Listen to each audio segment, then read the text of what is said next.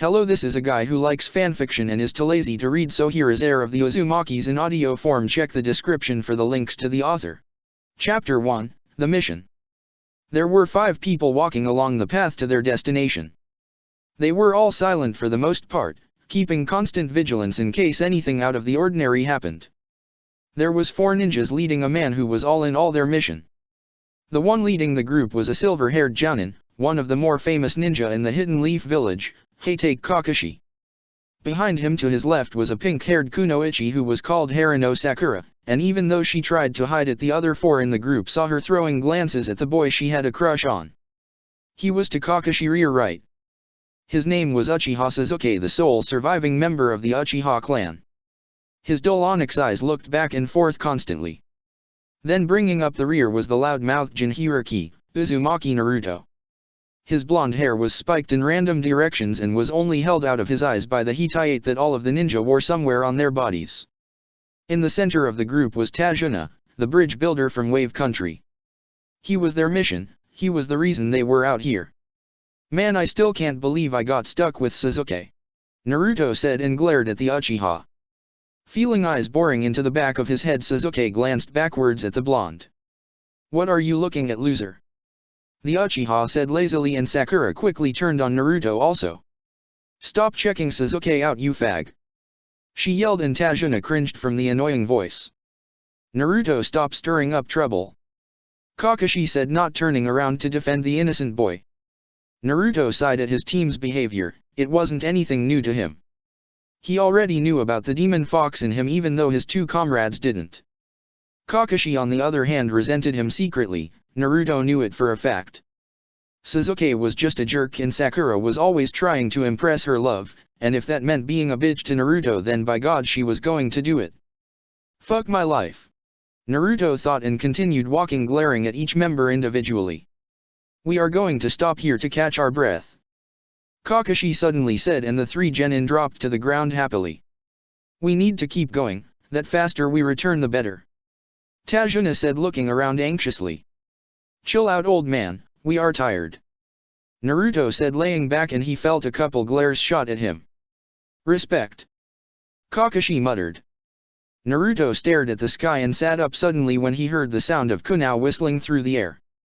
He watched as his sensei was struck by multiple kunai with exploding tags on them. Sensei! Sakura screamed as they were blown back by the explosion. Naruto slammed into a tree and groaned as he stood to his feet. Sasuke had reacted quickly and grabbed Tajuna before the old man could get harmed by the explosion. Sakura was pulling herself out of a prickly bush with minor cuts on her arms and legs. Shit, muttered Sasuke as he dropped Tajuna to the ground and ran up in front of Naruto, and he was joined by Sakura. Suddenly 3 shapes detached themselves from the trees and landed in front of the trio. Before them stood what appeared to be a team of Chiryunin from Grass Country. Naruto scratched the back of his head as he drew out a kunai to attack with. Why the hell are Grass Nin out here? Sasuke asked them, and they didn't answer at all. Screw them, Sasuke-kun, let's just get rid of them, Sakura said, and her voice wavered some. Sasuke grunted and drew out several shuriken and threw them without a moment's hesitation. They whizzed at enemy team, and they jumped out of the way of the metal projectiles and launched a volley of kunai at Team 7. Sasuke and Sakura threw themselves to the side, and Naruto quickly blocked all of the kunai threatening to hit him or guide themselves towards Tajuna. Gotta protect the old man at all costs, Naruto swore to himself and jumped up into a tree and launched himself from a branch. He flew at the team of Grass Ninja, and he brought his hands out in front of him as though he was doing a dive. The metal kunai pointed at one of the members and Naruto began to spin. The 3 enemies jumped out of the way just as he slammed into the ground, and before they could react, a smoke bomb went off and covered the area. Kage Bunshin no Jutsu.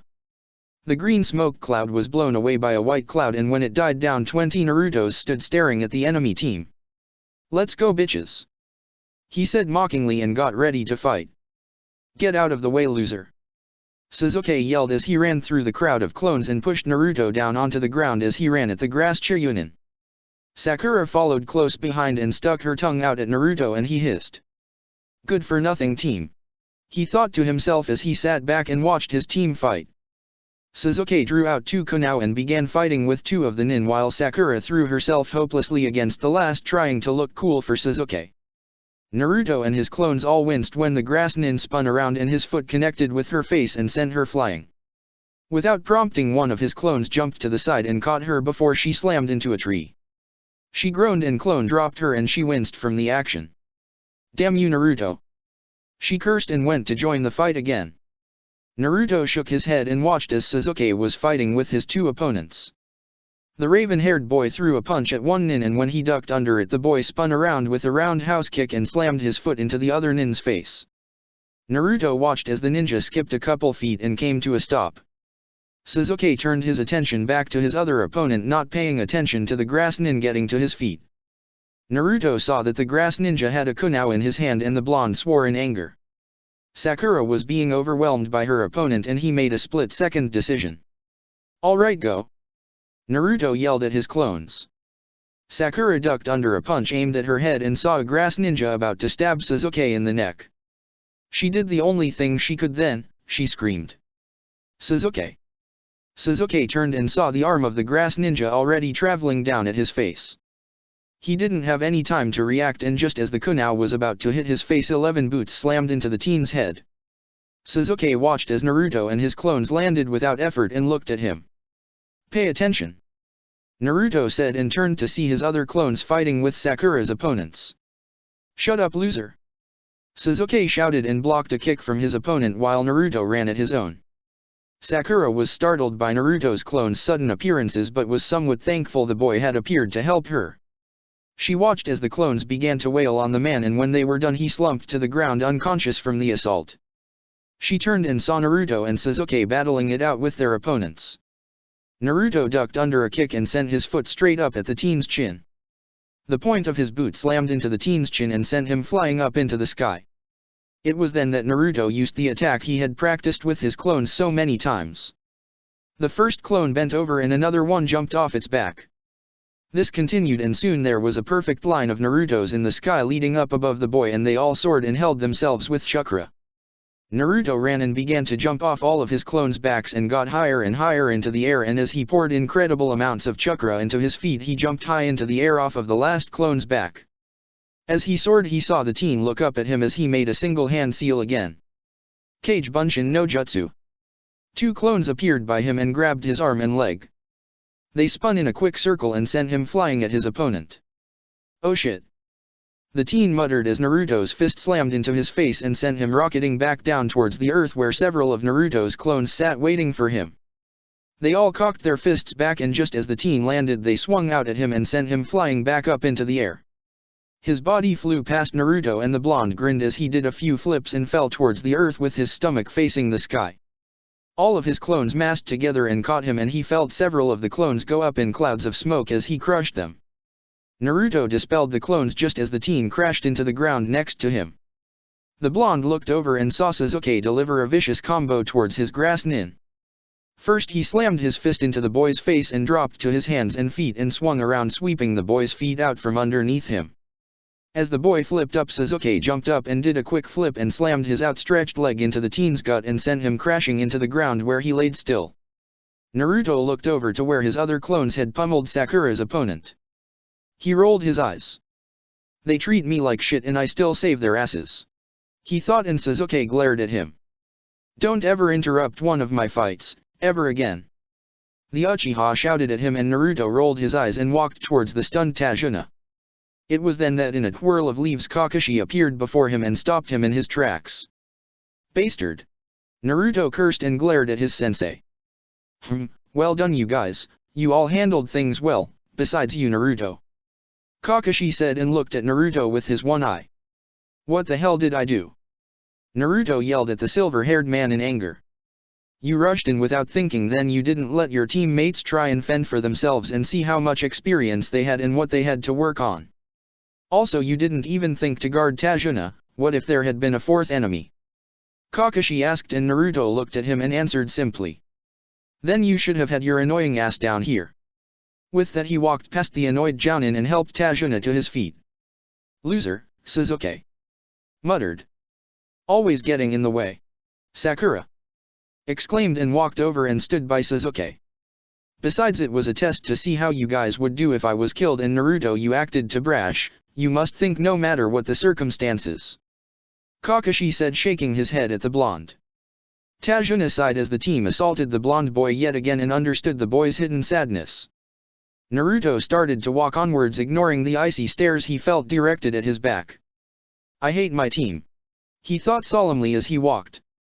I hate him, Sasuke thought as he looked at the blonde's back. He is so annoying, Sakura cursed in her mind. Why was he put on my team? Kakashi complained to himself. They had walked for about an hour when suddenly Naruto felt something was out of place. He turned and looked at his team, who stared at him dully as though to say, "What do you want, loser?" He was about to roll his eyes when he heard a slight noise that his sensitive ears picked up. He acted with swiftness that amazed his team. In a blur he had released a kunai into a tree and waited for an enemy to fall out, but was shocked when a simple branch fell out. He looked at his team, who was glaring at him in anger. "You loser, Sasuke," muttered, and Naruto didn't bother responding. The blonde turned and began walking again and was at Tajuna's side when he heard the whistling. He quickly dropped to the ground, grabbing Tajuna's shoulder as he did so, taking the old man with him. Just as they hit the ground, a large sword embedded itself in the tree they were standing next to. Naruto rolled over and jumped to his feet and drew out a kunai while the rest of his team had done the same. "Is this another test, sensei?" Sakura asked as she looked around wildly. "No, this is real, be on guard," Kakashi said as he looked around. "Ha ha." A low chuckle came from a tree above Naruto and he watched as a shape detached itself from a branch and landed on the sword. Naruto took a quick step back and observed the man in front of him. He had on a pair of loose black pants and no shirt. He had very defined muscles and Naruto could tell right away that he could use the sword he was standing on perfectly. Around his jaw were bandages that only allowed his upper face show. Then on his forehead a headband sat crooked and his black spiky hair hung over the side of it. "Team 7 careful," Kakashi muttered and 2 of the 3 genins nodded. Naruto already knew that the caution was meant for Sakura and Sasuke, so he paid attention to himself instead. It's the ever so famous copycat Kakashi," Zabuza exclaimed as he flipped off his sword and leaned against the hilt. "Zabuza, the demon of the mist, you're a ranked missing nin from the hidden mist village," Kakashi said as he made sure his 2 students were behind him. Naruto watched as Zabuza pulled the sword, which was stuck in the tree rather deep, out with no effort. Naruto immediately went on guard to fight off the ninja. "Naruto, do not fail again, guard our package," Kakashi yelled at him and the blonde sighed angrily. "So I am no supposed to help, why?" he demanded, and Kakashi replied simply, "Because me, Sasuke, and Sakura can handle this fairly easy," he said, and Naruto glared at him. Naruto ground his teeth together and grabbed Tajuna's hand and pulled him away from the fight. He ran for about 20 yards when he stopped and began to observe the fight with interest. "He wants Sakura to fight instead of me. Fuck my life," he swore to himself and watched as Zabuza made the first move of the fight. The mist ninja ran at Kakashi with amazing speed, and as he threatened to swing and decapitate the jounin, he suddenly turned and brought his blade down at Sasuke. Naruto watched as the raven-haired boy froze as Zabuza released a wave of killing intent as he brought the blade down at the teen. Kakashi acted without hesitation and appeared in front of Sasuke holding Zabuza's blade off with his kunai. Kakashi brought his leg around behind him and threw Sasuke to the side and jumped out of the way, allowing Zabuza's giant blade to slam into the ground. Naruto felt the ground vibrate a little bit from the blow and winced. If that hit anyone, they would have been dead. Naruto looked over at Kakashi and saw that his kunai was cracked along the blade, the spider webs slowly inching their way across the weapon until it cracked and Kakashi dropped the now useless weapon to the ground. Naruto watched as Zabuza chuckled lightly and rested his sword on his shoulder. So I see this will be like a game of cat and mouse then, eh?" The mist ninja said, and formed a simple set of hand seals faster than Naruto had seen anyone else do before. Zabuza slammed his hands together finally and looked up and grinned. "Kirigaku no jutsu." Suddenly mist slowly began to seep in from the woods and smothered the area, making eyesight nigh impossible. Naruto grabbed Tajuna's hand and pulled the man closer to him so he could speak in his ear. "Listen up, I'm going to have a clone watch after you, don't move, got it?" he asked, and he felt Tajuna nod. Naruto formed a cross and whispered quietly. Kage Bunshin no Jutsu. A clone appeared out of nowhere, and the mist around it had the clone latch onto Tajuna before slipping off to join the fight, not because he wanted to protect anyone, but because it was his duty as a Konoha shinobi. Naruto quietly made his way along the grass and closed his eyes to focus, and he heard a whistling noise coming towards him. He jumped out of the way as the area he just stood exploded and sent chunks of dirt flying in all directions. Naruto saw mist swirling around the body of Zabuza, and Naruto cursed. He ran to his left and crashed into something. What the hell? Naruto! Kakashi yelled, and Naruto jumped away quickly. What are you doing here, loser? You're supposed to be guarding the package. Sasuke said angrily, and Naruto rolled his eyes. I should be out here fighting, not Sakura, she is so weak it's pathetic. Naruto said, and he heard Sakura growl angrily. Don't get in the way. Kakashi said and pushed Naruto aside. The blonde clenched his fists and drew out a kunai and held it in front of him while Kakashi slowly leaned over towards Sasuke. Hey Sasuke, care to heat things up for us? The Jounin said, and Sasuke smirked as he made a quick set of hand seals. He took a deep breath and launched his attack straight out in front of him. Katon, Gokakyu no Jutsu. The fireball lit up the blind conditions and roared away. It didn't take long for the mist to immediately start to evaporate from the heat. After a few seconds, Naruto could finally see his own hand again and looked over at his team. They were glaring at him, and he ignored the looks and looked over to find Zabuza staring at them lazily. Took you losers long enough. The Mist Ninja said as he did a quick backflip and landed lightly on the small lake that had been near them. Naruto watched as Zabuza started making hand seals and slammed the last one together. Sutten, Mizu no Muki. A whip of water rose up from Zabuza's side and swirled around him before lashing out and speeding towards the team. Naruto and Sasuke jumped out of the way while Kakashi brought up a kunai and tried to block the attack but wasn't so lucky. The water whip hit the kunai and split into two ends that wrapped around the Jounin. Kakashi realized the danger too late, and the water whip yanked him backwards and he flew towards Zabuza with startling speeds. Zabuza cocked his fist back and punched Kakashi square in the face and sent him flying high up into the air. As the silver-haired man flew, the water whip still held onto him, and when he was about 200 feet up in the air it pulled him back down and slammed him into the surface of the lake, sending large waves in all directions. Hee whiplash. Zabuza muttered and watched as Kakashi dragged himself out of the water. The man was sputtering and his clothes were soaked. The dumbass. Naruto cursed and Sasuke grunted in annoyance. They watched as Zabuza made a few more hand seals and they couldn't hear what he said, but suddenly Kakashi was inside of a water bubble that there was no escape from. Zabuza looked at them lazily before speaking. Yo, your shit's in my water. The Mist Ninja said, and Naruto sighed. You're too old for that, dude. The blonde muttered and Zabuza chuckled. I'm only 23 actually, but either way I take that as a rude comment. He said, and Naruto shrugged. As though I care, go and take your lame sayings and shove it up your ass. Naruto said and got into a fighting stance. Ha, you think you're so dash? Zabuza began. Do it. Naruto yelled and Zabuza stopped speaking. Do it now, motherfucker. Bring me a kunai and I'll do it for you. Naruto screamed and his team stared at him in shock. Kid, I'm gonna kick your ass. Zabuza said as he held his sword up in front of him. Well, I'm gonna shove my foot up yours sideways, Naruto mumbled and ran at Zabuza. He got to the edge of the lake when he realized two things. First, he couldn't walk, much less fight on water yet. Second, Zabuza's attacks were water-based. Well, this isn't gonna feel good, Naruto muttered as a large ball of water slammed into him. Sutten, Suidama. Naruto hit the ground and skipped backwards several feet and finally skidded to a stop. He groaned and slowly rolled to his feet and stared at Zabuza, who was obviously smirking in triumph. Naruto reached into his pocket and drew out a kunai and ran up to Sasuke and got ready to fight. What do you want, loser? The Uchiha said darkly, and Naruto rolled his eyes. We need to work together to get out of this mess. Naruto said, and Sasuke shook his head. I can do this just fine by myself. He said and drew out an oversized shuriken and threw it at Zabuza.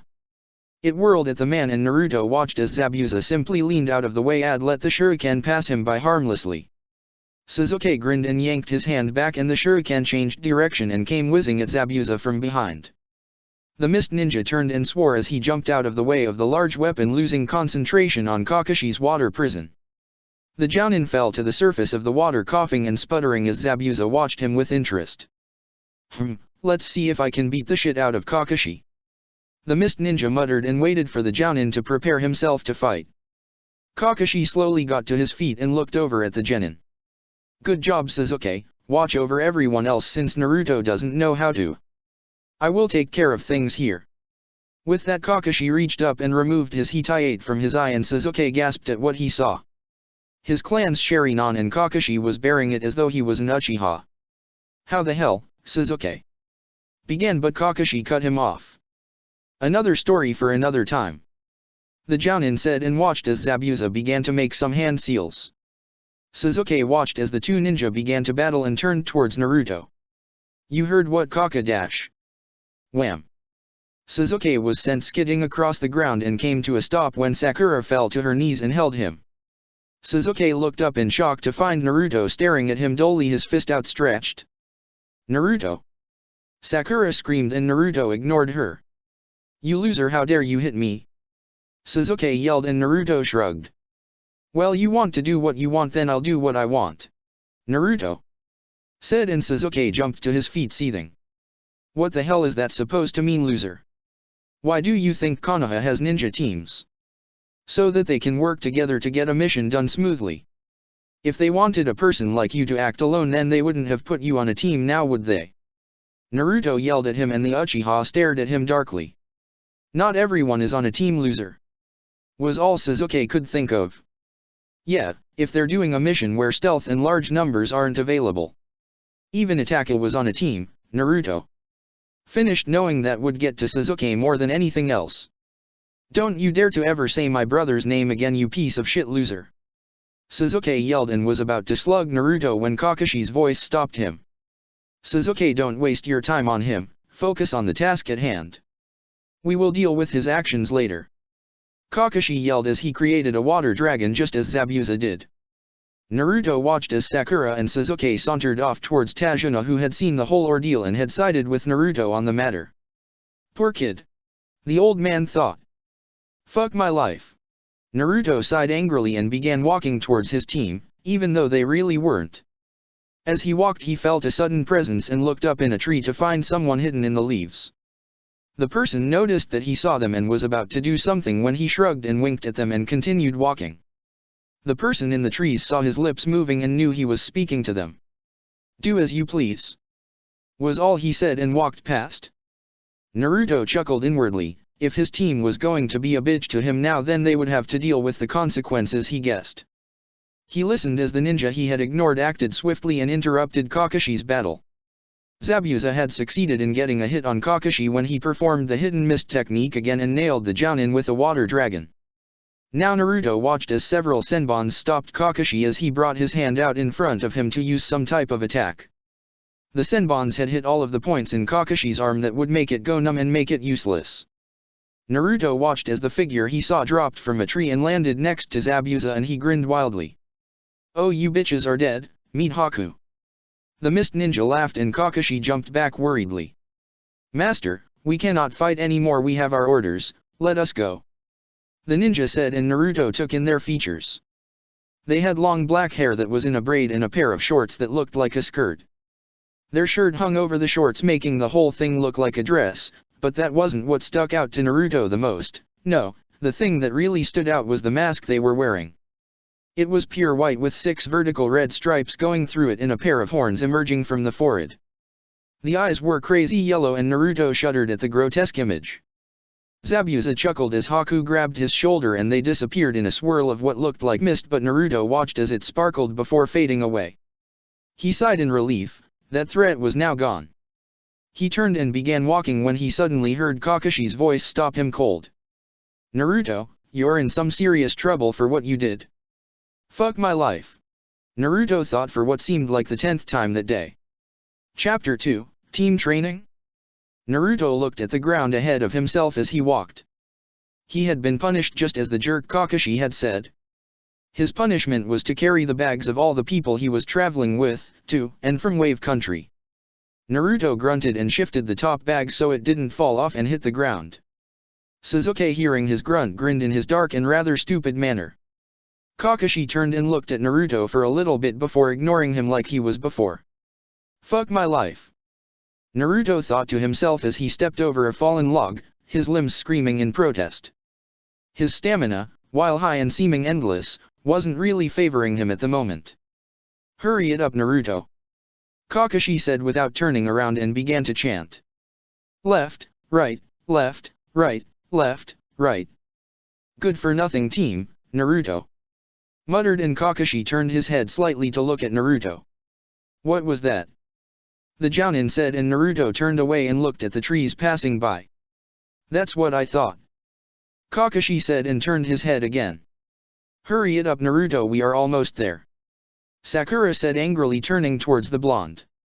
Oh, will you just shut the food dash, Naruto began. There she is, Tajuna cried, seeing his town come into view. Naruto grumbled and watched as the other four picked up speed, leaving him behind. They had walked through the town and Naruto was shocked to see the condition of the villagers. There was children sitting at street corners begging for food, while there were some that were digging through garbage. Naruto watched as a small boy ran in front of him as a shopkeeper half-heartedly threw something at him. Naruto closed his eyes and looked a different way, but every way he looked he set his sights on the same set scenes. He saw some people laying against walls with flies buzzing above their heads. He saw many kids attempting to pickpocket things from people, and when he saw one succeed he cheered the small child on, hoping that they would be able to get themselves some food or clothing. But to his shock the small child ran over to a woman in a torn and dirty dress and handed her the stolen item. She smiled at the boy and kissed his forehead as she walked into a shop and sold the item. When she walked out she had 4 loaves of bread and she gave 2 to the boy, who danced away. Naruto watched as he came across other children that looked his age, and without a second's hesitation the small child tore hunks from the bread loaves that he had and shared with them. Poor kids, Naruto muttered sadly and continued wailing. Yeah, it wasn't always like this though, he heard Tajuna say from beside him suddenly. What happened then? Naruto asked as they walked out of the town and started down an oath. Gato came to Wave Country and began to rule the village, Tajuna said angrily, and Naruto nodded. So you guys have yourselves a big bad bully? The blonde asked, and Tajuna chuckled. Yeah, if you want to call him by such a small name. He is a damn thug if you ask me, Tajuna cursed, and they walked in silence for 10 minutes. So why aren't you with my team? Naruto asked suddenly, and Tajuna grunted. I told them how to get to the house. Besides, they all left you behind, so I came to help you find the way. Also, I wanted to talk to you, Tajuna said, and Naruto raised an eyebrow. What do you mean? Naruto asked, and Tajuna waited before speaking again. The way they treat you, why do you put up with it? The old man asked, and Naruto let out a low breath. Well, all my life I have put up with that attitude. You see, I am cursed with a burden, Naruto began, and Tajuna nodded. The 9-tailed fox, you have heard of it, right? Naruto asked, and Tajuna tapped his head for a second, thinking. Oh yeah, the demon thing, yeah, I heard of it. Why? Well, when I was a newborn the damn thing attacked my village, but thanks to the 4th Hokage, it was stopped. Well, it wasn't beaten or anything, but it was instead sealed into a baby. That baby would be me. So ever since then the villagers think I am the Kyuubi no Kitsune, so they treat me like shit. Kakashi is one of them, and Sasuke and Sakura are just, Naruto trailed off, not knowing what to say about them. 2 little punks with a log up their asses, Tajuna said, and Naruto burst out laughing. Yeah, something like that, he exclaimed, and they saw Tajuna's house come into view. They became silent when they saw 3 shapes standing on the doorstep waiting for them. As they got near he saw Sasuke and Sakura glaring at him while Kakashi looked at him with his one eye. Naruto stopped about 5 feet from them and dropped their bags to the ground, and when the small dust cloud settled he looked at the bags and then at his team. Get your shit, he said, and he and Tajuna walked past them into the house. When he entered, Naruto looked around the beautiful home, well, beautiful to him. He looked at the dark rosewood walls and the elaborate designs on the ceiling. He followed Tajuna, who showed them around the house and then brought them upstairs to where they would be staying. He placed them all in different rooms, and when Naruto saw his, he sighed in relief. It was a plain room, but it had a bed and a dresser. That was all he was asking for, was a nice comfortable bed and a dresser. He dropped his bag on the ground and plopped down into the bed and laid down and took in the softness of the bed. He didn't know how long he was there because he suddenly heard his door open and he looked up and found Sasuke standing in his doorway. "What do you want, team?" Naruto asked, and Sasuke narrowed his eyes. "How do you do that shadow clone technique?" Sasuke demanded, and Naruto stared at him for a minute before laughing. "What's so funny, loser?" Sasuke yelled at him. "You're so stupid it's not even funny," Naruto said and laid back down. "Don't ignore me or I will beat the shit out of you," Sasuke said, taking a step forwards. "So you wanna see how to make them?" Naruto said darkly and made a cross. "Kage Bunshin no Jutsu." Wham! Sasuke slid down the wood wall and fell to the ground in a heap as Naruto's door closed in his face. "Annoying ass bastard," Naruto said and laid back down in the bed. Sasuke stared at the door in shock. He had to have that technique. Naruto knew that the Uchiha wouldn't give up so easy. He wanted his technique, and by God he was going to get it. Well, as long as Naruto was the master of it. Flashback no Jutsu begin. Naruto. The Sandaime Hokage muttered. "This is such a cool technique, I mean look what I did to that traitor with it." Naruto cheered as he pumped his fist in the air. "Naruto," Sandaime said again. "Can you do this technique, Aji-san?" Naruto asked, his wide blue eyes staring at the Hokage impatiently. "Naruto." The Hokage yelled, and Naruto squinted his eyes shut and scratched his head. "What?" the blonde said, and the Hokage sighed and pinched the bridge of his nose in thought. "Okay, now like I was trying to explain, Kage Bunshin is a forbidden technique, none can use it because of its effects," Sarutobi said, and Naruto's blue eyes widened again. "So I am the only one who can use it?" the blonde exclaimed and was about to start dancing when the Hokage held up a hand to stop him. "No, others can use it, but not to its fullest extent like you can, but like I was saying, Kage Bunshin is a forbidden jutsu, and forbidden jutsu can be learned and mastered. If you master the Kage Bunshin, then you become the master of it, which means that you can teach it to whoever you like, and if anyone wants to teach someone, then they must ask your permission first. Understand that in other cities this rule will not apply, but as for here in Konoha, and any Konoha ninja that wants to now learn this jutsu has to ask you, and if anyone, besides those who already have the ability to use the jutsu, actually use it, then they suffer the consequences, which could mean being stripped of their title," Sarutobi said, and Naruto raised his hand. "What is it?" "So then what you're saying is that I am the god of this jutsu pretty much?" Naruto asked, and Sarutobi nodded. "Also that I can teach it to anyone?" Sarutobi chuckled and nodded again. "Well, can I take the privilege away from people?" Naruto asked, and Sarutobi stopped laughing and looked at Naruto, who was grinning innocently. "Well, yeah, I guess so," Sarutobi said, and Naruto nodded happily. "So now that you have mastered the technique, you get this right here," the Hokage said, and pulled out a regular-sized red scroll. "What is this?" Naruto muttered and took the scroll. "Well, it is the scroll of Kage Bunshin. It has been removed from the forbidden scroll and placed on this. All you have to do to claim mastership is sign your name in blood," Sarutobi said, and Naruto quickly unrolled the scroll and bit his thumb. He signed his name in 13 fluid strokes, and the scroll glowed for a second before it returned to its normal color. "So that's it?" Naruto asked, and Sarutobi nodded. "That's it, now use this power wisely," Sarutobi said as he thought. "What have I done?" Flashback no Jutsu end. Naruto walked over to his bag and stated to unpack his things, which added up to not much. He had a spare orange jumpsuit, a pair of black shorts, and an orange t-shirt. He then had some sparse weapons, and at the bottom of the bag he found the red scroll. "Well, I should hold on to this now, damn Sasuke." Naruto cursed and threw the scroll on the bed and threw the now empty bag in the corner. He grabbed his black shorts and orange t-shirt and swapped his clothes. When he was done, he slid the scroll into his pocket and walked out of his room to meet his team and see what they had to say about the whole incident. As he walked down the stairs, he heard a voice coming from a room to his left. He looked and found that it was slightly cracked open, and he took the opportunity to peek in, and he found a little boy sitting on a bed crying. Naruto frowned and pushed the door open more and walked into the room, and the boy looked up at Naruto in shock. Hey who are you? The boy said and sobbed again. Naruto raised an eyebrow and walked over to the bed and sat down beside the boy. The name's Uzumaki Naruto, what about you? Naruto asked, and the boy took a deep breath, still sobbing a little bit. My name's Inari. The boy said as he wiped his face off. Oh, you're Tajuna's grandson, he talked about you as we brought you here. Naruto said, and Inari nodded. So why are you crying then? Inari leaned forward and looked at the door before speaking. I was coming upstairs and that one boy, the one with the black hair, he pushed me into the wall, and when I cried he called me a baby. The son of a bitch. Naruto swore inside his head, and he stood up.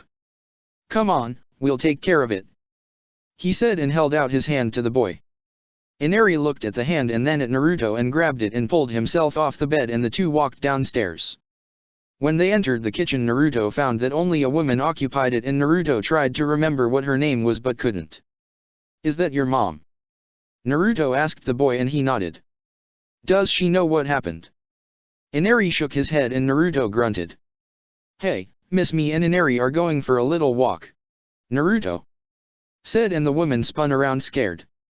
Oh, it's just you. Tajuna said you were here, but why didn't you go to the woods with your team? They said they were going to train, the woman said, and Naruto shrugged. Well, like I said, Miss, me and Inari are going for a walk, Naruto said, and the woman laughed. Oh please, don't call me miss, it makes me feel old. My name is Tsunami, so where are you two boys going? Tsunami asked, and Naruto looked down at Inari and looked back at his mother. It seems that my teammate was rather harsh to Inari, so I am going to go and talk to him about it, Naruto said, putting quotations around the word talk. Tsunami's eyes widened in shock, and she looked at Inari, who looked away. What happened? What did he do? Tsunami demanded, and Naruto grunted out a quick response. He pushed Inari and then called him a baby, just because he didn't get what he wanted from me, Naruto said, and Tsunami tightened her grip on the wooden spoon she was holding. Okay, be back for dinner then, she muttered and turned back to what she was doing. Naruto wasted no time and walked out of the house with Inari in tow, and he began walking towards the only area that woods that a ninja could truly train. Naruto picked up Inari as they got to the edge of the woods and put him on his back. The boy was startled at first, but Naruto chuckled and began to walk off into the woods, jumping over logs and boulders that were in his path. It took them a good 15 minutes before they reached the clearing that his so-called team was at doing their exercises. Kakashi was watching as Sasuke and Sakura attempted to climb trees without using their hands from the looks of it. Naruto saw that before Sasuke fell off the tree he would make a slash marking his progress. Naruto saw that on both trees slashes slowly inched up the trunk. Naruto was pissed that he was excluded from the exercise, but it couldn't be helped, his team was full of assholes. He walked out of the woods and into the clearing, catching the attention of Kakashi and Sasuke. Sakura noticed that they were looking at something, and then she too found Naruto standing there with a small boy on his back. Naruto, what are you doing here? Kakashi demanded, and Naruto glared at him. Obviously not training, sensei, Naruto said, and set Inari down beside him, but the boy clung to his leg. Get lost, loser, this exercise is too hard for you, besides this is your punishment for attacking me, Sasuke said, glaring at Naruto. So Kakashi-sensei, you are going to punish me for not teaching Sasuke the Kage Bunshin, Naruto said, and they could hear the annoyance in every word. No, you attacked him, that is why I am punishing you, but I do think you should teach the technique to him, it would further his training, Kakashi said, and Naruto burst out laughing. Well, I say not. Not you nor this fag can make me either want to know why, Naruto said, and Sasuke took a step forward. Oh really, why not? The Uchiha said darkly, and Naruto glared at him with a new glare that they had never seen before. Because you attacked an innocent civilian, you don't deserve the technique, Naruto said, and Sakura snorted at the accusation. Sasuke-kun wouldn't ever do that, she exclaimed, and Kakashi chuckled too. Stop trying to get attention, Naruto, your punishment has furthered itself because of these actions, the Jounin said, and Naruto raised an eyebrow. Minari, who was that pushed you down into the wall and mocked you? Naruto asked the frightened boy. Inari pointed at Sasuke, who glared at him with eyes full of rage. Sasuke, is that true? Kakashi asked lowly, and Sasuke snorted. Yeah right, the loser just wants attention, now teach me the dem move. He yelled at Naruto, who shook his head. I don't have to teach you anything, Naruto said, crossing his arms over his chest. Come Sasuke, we'll teach you the jutsu myself. Kakashi muttered, but Naruto stopped him abruptly. No, you won't, as are my orders. Since you will not punish Sasuke, then I will, Naruto said, and looked straight at the Uchiha. For as long as you live, you may never learn the Kage Bunshin no Jutsu from another Konoha ninja. You may not learn it from any other ninja either, for if you do, you will be stripped of your rank and sent to prison. Naruto then turned to Kakashi, who was about to interject, and spoke again, his voice darker. You Hatake may never teach Sasuke or any other person the Kage Bunshin no Jutsu. If you do, you will be stripped of your rank and become a genin. Then you will only have deranked missions from then on. You can't do that, Kakashi exclaimed, and Naruto chuckled lowly before pulling out the scroll in his pocket. Well, I am the master of this jutsu, and my word involving this technique is the law, Naruto said, and picked Inari up and put him back on his own back. You can't do that, you loser. You didn't even invent the jutsu, nor are you a council member or Hokage, Sasuke yelled, and Kakashi hushed him with a hand. Sasuke, it is no use, Naruto's word about this jutsu is law, and if you go against what he just said, that law will be carried out, Kakashi said, and Sasuke stared at him in confusion. Naruto chuckled as he walked away from the three angered ninja. When they got about halfway home, Inari spoke. Why didn't you beat him up? He asked sadly. Inari, the thing that I just did hurts both him and my sensei beyond physical pain. The jutsu I banned him from learning is one of the more powerful techniques that my village has, and so when I banned Sasuke from learning it, he lost the ability to get something he really wanted.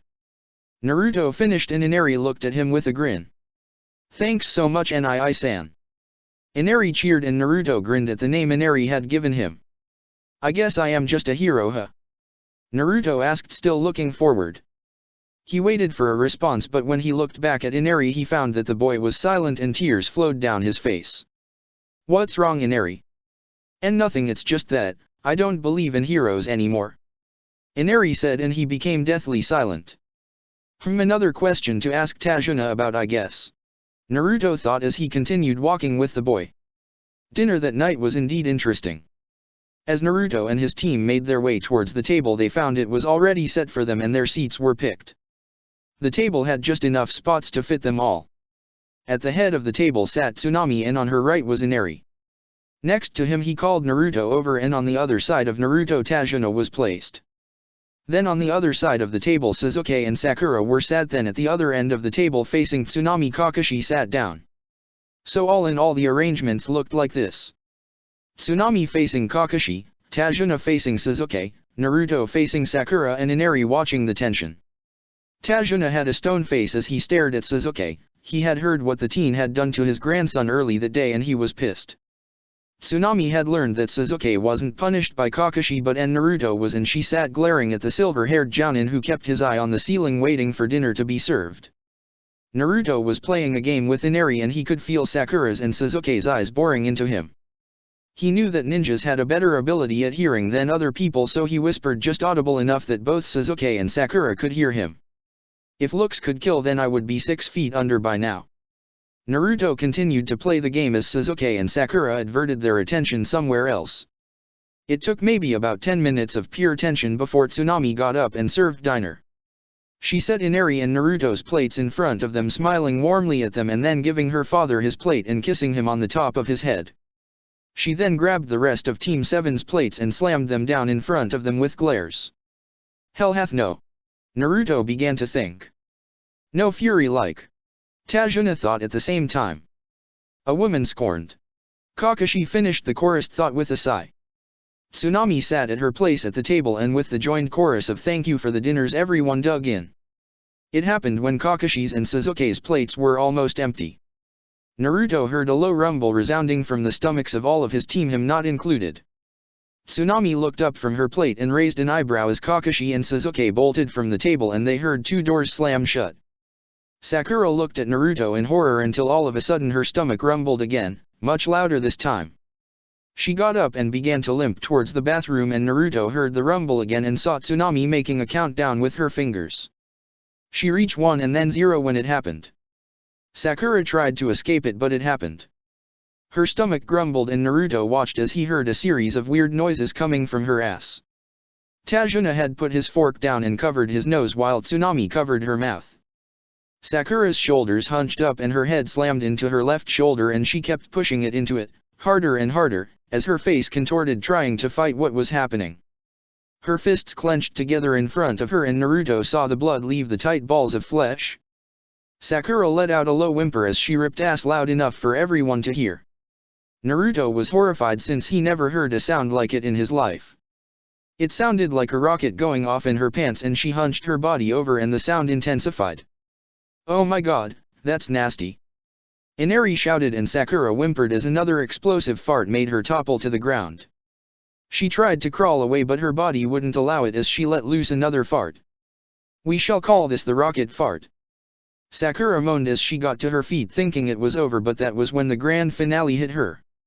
It became silent as her stomach slowly rumbled, then the sound got louder and louder. Naruto knew that whatever was coming next was not a rocket fart at all but something much worse. Sakura must have known something was about to happen because she looked at Tsunami and shook her head. "Please no," she said, and that was when it happened. Sakura farted so loud that the windows vibrated and Naruto had to bring his arms up in front of him to shield himself from the wind, which was tinted green, which was blowing things about. Sakura was screaming, but it was sounded out because her fart was loud enough that Naruto couldn't hear himself think. The rocket fart had evolved into a mega rocket fart. Suddenly it began to die down when the final thing happened. The fart roared once more and Sakura's shorts turned brown as she shit her pants in front of everyone in the room. She shook as the explosive diarrhea began to tear her shorts apart and splattered the wall with her brown shit. Naruto was gagging along with Tajuna while Inari had covered his eyes. Tsunami simply watched with amusement as her payback unfolded. Soon Sakura sank to her knees and toppled over into a pile of her own shit. "You shit your pants big time, Sakura," Naruto said, and Tsunami got up and walked to the kitchen. Naruto stood and left a crying Sakura to wallow in her own pool of shit so that he could talk to Tsunami. He found her dying from laughter and he waited until she was done to ask her what she had done to his team. "How did you do that?" he demanded with a serious face, and she was worried that he was mad at her. "I bought a few solider pills since we sell them here in this country, and then I mixed it up with a laxative," Tsunami admitted, and she watched as Naruto's face slowly grinned at her. "I have a new prank," he yelled, and the two began to laugh again. Chapter 3, Befriending a Foe. 3 days passed after the dinner incident, and ever since then Team 7 had been a lot more polite to Inari, and they also made sure there was no more hidden surprises in their meals. TE walls and floor were finally clean also, and the odor that had lingered finally drifted away. Naruto was now sitting with Inari at the table telling him the basics of a ninja's life since the boy was very interested in the subject. The teen and the little boy had bonded in the last 3 days and were inseparable. "So, ninjas use something called chakra to fight. Pretty much everyone has some chakra, but you have to be trained to learn how to use it," Naruto said, and Inari nodded happily. "So how old do you have to be in order to become a ninja?" the little boy asked, and Naruto chuckled. "Well, it depends. There are some children your age that are highly skilled, but those ninja are rare. In fact, you know my annoying teammate?" Naruto asked. "The fag," Inari replied, and Naruto laughed. "Yeah, him. His brother was an Umbu captain when he was only 13, so he was younger than me when he took on one of the hardest jobs in the village and he was skilled at it," Naruto said, and Inari's eyes widened. "Whoa, that's so cool. Wait, how old are you, Nii-san?" Inari asked, and Naruto grinned. "I'm 14 and my birthday is in 6 months, so 14 and a half," Naruto said, and Inari grinned.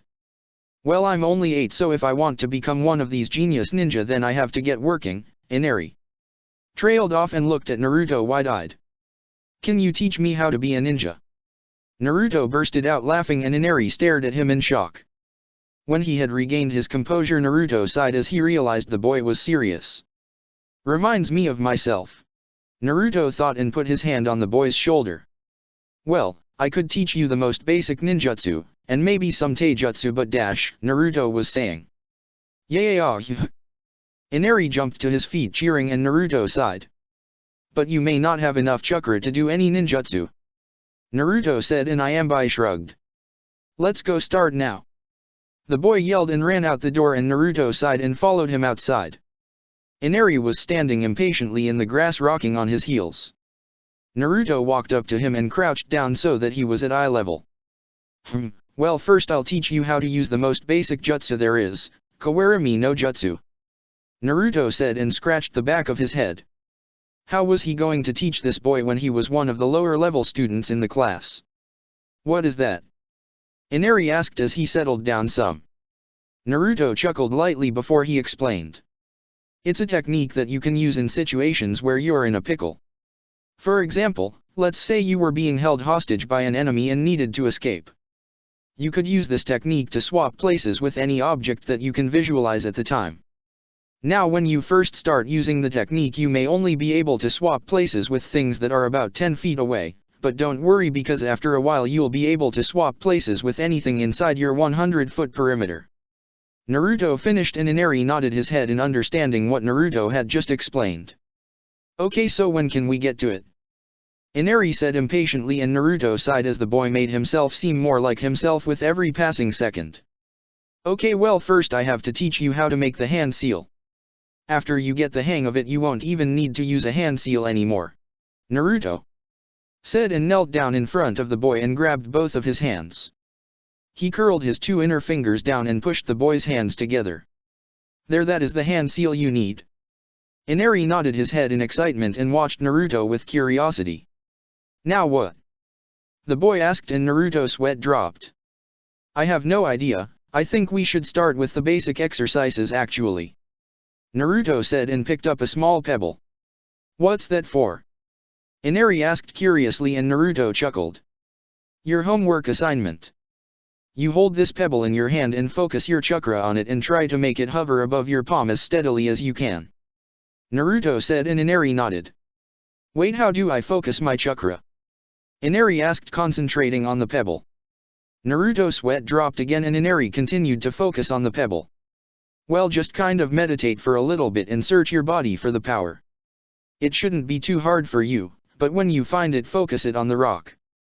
I'll continue to teach you how to use the Kawarami technique when you have gotten the pebble to float for at least 10 seconds and about 2 inches off your palm. Naruto said and Inari nodded, closing his eyes. Naruto chuckled and walked away from him and into the house. He had his own training he had to do. A couple days ago he had snuck up on Sasuke and Sakura talking about the tree walking exercise and he learned the basics from the snippets he heard.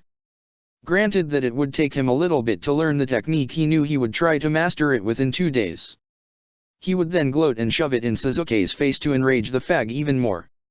Naruto grabbed his training clothes, which meant his shorts and orange t-shirt, and quickly changed. He stuck the red scroll back in his pocket again and ran from the house and spared Inari a quick glance. The boy was sweating as he tried to find the chakra. Maybe he can't do it, Naruto thought, and silently cheered the boy on as he ran into the forest to find a secluded spot to train. He found his spot in about 10 minutes and stretched out some before getting ready to start his exercise. He pulled out a lone kunai so that he could mark his progress like Sasuke and Sakura were doing and planted his feet away from each other. He charged some chakra into his feet and ran at the tree. He jumped up and took one step on the trunk. Crack! Naruto was sent hurtling away from the tree and crashed into the ground and rolled a couple feet. What the hell, he thought to himself as he jumped to his feet.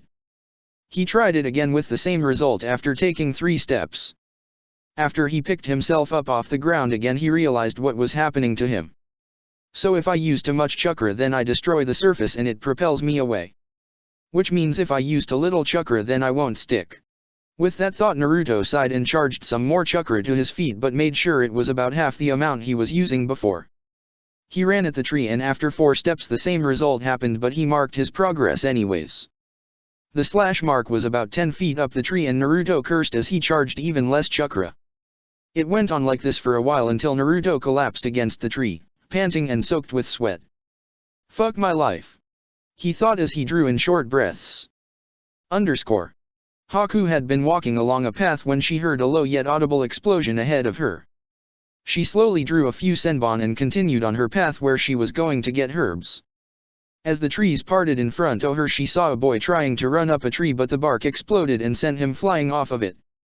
Haku looked at the boy more closely and gasped.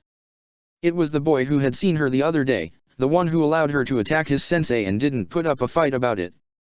Haku debated on whether or not she should kill this boy and get an obstacle out of hers in her master's way. She slowly took aim with the senbon and then suddenly dropped them into a bush and sighed. She couldn't bring herself to kill the boy no matter what, she wasn't that evil. Haku stepped out of the trees and approached the boy who was now laying against a tree catching his breath. She moved slowly and quietly until she was about 3 feet away from him. Hi. She muttered. Naruto heard a female voice talking to him and he opened his eyes to look at whoever was in front of him. What he saw made him speechless. The girl in front of him was simply stunning, her beauty radiated off her like sunlight. She had dark brown eyes and black hair that hung freely behind her and reached below her shoulders. She was wearing a beautiful dress that reached a bit past her knees and opened up at the top to reveal a bit of her cleavage, and Naruto turned red and stammered. "Oh, hey there," he exclaimed and jumped to his feet, and the girl watched him curiously. "What are you doing here?" he asked, and the girl giggled and he smiled at her soft laughter. "Oh, just gathering herbs for some random things," she said softly and bent over and picked up a small herb and placed it into her basket. "Oh, well," Naruto said as he trailed off, not sure what to say. "What am I doing? I sound like an idiot," he yelled mentally, and Haku cocked her head at him. "So are you a ninja?" she asked, looking at his headband on his head. "Yeah, one of the best," he exclaimed, but then sweat dropped. "Actually one of the worst. I'm trying to master this exercise but it's not working," he said sadly, and Haku giggled. "Oh well, I forgot my manners, I didn't introduce myself, my name's Haku." Right when the words left her mouth, Naruto was already on guard. He had jumped away from her and landed in a low crouch, bringing his kunai up in front of him to guard himself from any attacks she planned. "I thought you seemed familiar," Naruto said, and Haku stared at him and cursed herself mentally. Zabuza-sama had said her name out loud to the ninja when they saw her, and now she had blown her cover. "Please, I am not here to fight you," she said, and Naruto stared at her blankly for a bit longer. "Why should I trust you?" he said, and Haku had a quick comeback. "Because I could have killed you had I wanted to the moment I first saw you," she said, and Naruto slowly lowered his kunai. "That's true, but still," he muttered, and Haku gave him a heartwarming smile. "Oi. She is beautiful," he mentally thought, and Haku knew she had gotten him to trust her. "Let us be simple friends on this day and hold off fighting until Nisakuri," she said, and dropped the basket down and walked over to him. "Here, I will show you how to complete the exercise you are learning." Naruto watched as she slowly took his kunai from his buttered grasp and tossed it at a tree where it stuck firmly. "My team's gonna kill me," Naruto muttered as she led him towards a tree that wasn't ruined by him. "Here, lie on your back and put both feet against the tree. Then slowly send chakra to your feet, and when your feet stick to the tree, you know that's how much you should use. Then it is just a matter of maintaining that concentration," Haku explained with a friendly smile. "Oi, why didn't I think of that?" Naruto asked himself and slapped his forehead and glanced at the tree that he had destroyed in order to learn the technique. Haku giggled, and Naruto closed his eyes and began to focus chakra into his feet. Underscore. Naruto and Haku sat making little figures from long blades of grass and sticks. They had been there since that morning, and it was now a little past noon. They had both shared their life stories and learned that they were close in age. Haku had just turned 15 the day before they had seen each other on the way to Wave Country. Naruto was shocked that a girl so beautiful was so young. He didn't let that thought escape his lips though, and gave her a late happy birthday, to which she burst out laughing. Even though they shared their life stories, they didn't give away any essential information about themselves. Yeah, they told each other about things like family and teachers, and their own gifts. Haku hadn't explained what her gift really was, but she told Naruto that she had a Kekkai Genkai that was very strong. Naruto told her about the demon that was sealed inside of him, and she gasped when she heard how he was treated. "So that's why you didn't rat me out that day, you were getting back at your team. She muttered and Naruto nodded. Yeah, but don't tell them, Konoha would really wring my neck then. Naruto said and both of them laughed.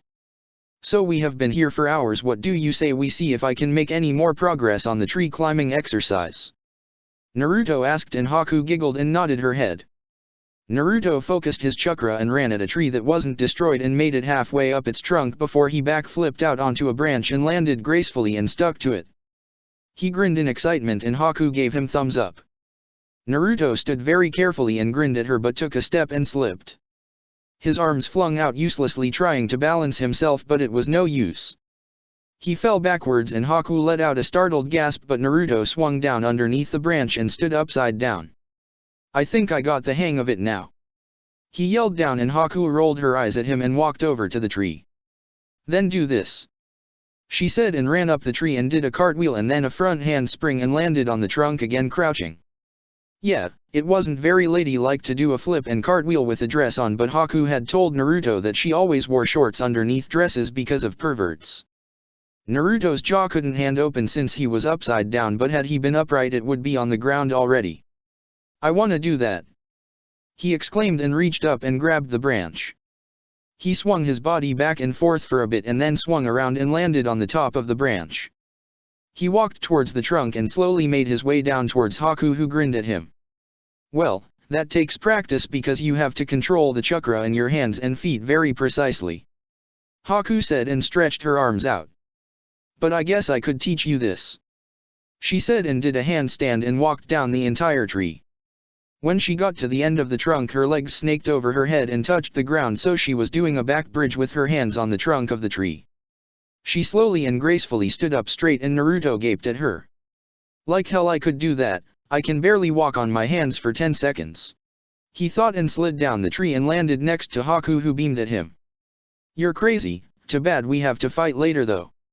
He said and Haku frowned and nodded her head in agreement. Yeah, I like you. You're the first person that I have bonded with since I met Zabuza-sama. Haku said and Naruto sighed. Well, until then I guess we are still friends. He said and held out his pinky to her. Friends, outcasts, and enemies. We are frenemies. She giggled and took his pinky and they shook on it. How touching, Haku. You finally made a friend. A voice suddenly said from behind a tree and both teens stiffened at it. Zabuza-sama. Haku said looking at the man as he walked out into the clearing. I thought you said you were going to gather herbs. He said and looked at the blonde, studying everything about him. Yet here you are with the enemy that you could have killed easily. Zabuza she began but Naruto cut her off. We aren't enemies right now, we're just friends who will fight when the time comes. The blonde said and Zabuza raised an eyebrow. Oh really then? Then what will you do as you look her in the eyes as she kills you and your team? The mist demon asked and Naruto shrugged. I guess I'll die. Was his smart-ass reply and Zabuza began to laugh. I guess I see why you and Haku became friends. Zabuza muttered and studied the blonde more carefully. Hey you familiar, who is your father? Zabuza asked suddenly. I have no idea, I'm an orphan. Naruto said and looked at Haku. I had better get going, I'll see you guys when we fight, but until then be safe Haku and thank you for helping M with my training. Naruto said and began to walk away. Not so fast punk, you're going to go and rat me and Haku out and we can't have that. Zabuza said placing his hand on his sword hilt. Zabuza-sama, trust me when I say Naruto won't rat us out. Haku said and smiled at the blonde. In fact he was the first to see me the other but didn't alert anyone. Zabuza raised an eyebrow at Naruto and released his sword. Well whatever kid, I'll see you at the bridge. Haha, I can't wait to see how events turn out. Me neither. Naruto said and disappeared into the woods leaving a laughing Haku and an amused Zabuza. Naruto walked in the front door and several pairs of eyes landed on him in suspicion. Naruto saw Kakashi staring at him trying to figure out some unknown question while Sasuke and Sakura glared at him. He was about to make a remark when Inari spoke up. Hey Nii-san, I found my chakra and made the pebble float. The boy exclaimed and Naruto smiled at him and sat at the table. Great job Inari. Naruto exclaimed ruffling the boy's hair. Now tell him the whole story. Tsunami said, dishing up plates. Inari looked down before speaking. I kinda poured everything I had into it and the pebble flew through a couple windows and then I hit some random fisherman's boat and it sunk. Naruto stared at Inari and looked at all of the windows visible to him, and sure enough the kitchen window was broken and straight across from it was another broken window. From there Naruto had no hard time believing that the rock flew and hit a boat since the little house was near a small lake. Well, keep practicing, we'll move on with the next steps when you get better control, Naruto said, and Tsunami handed him his plate. Naruto, what are you teaching him? Kakashi asked dully, and Naruto looked at Inari then at Sasuke. Kage Bunshin, was all he said, and he saw Sasuke's eyes glaze over as anger overtook him. You son of a bitch! The Uchiha yelled and stood up, his chair crashing into the ground. Naruto grinned wildly and Inari knew he should go along with the joke.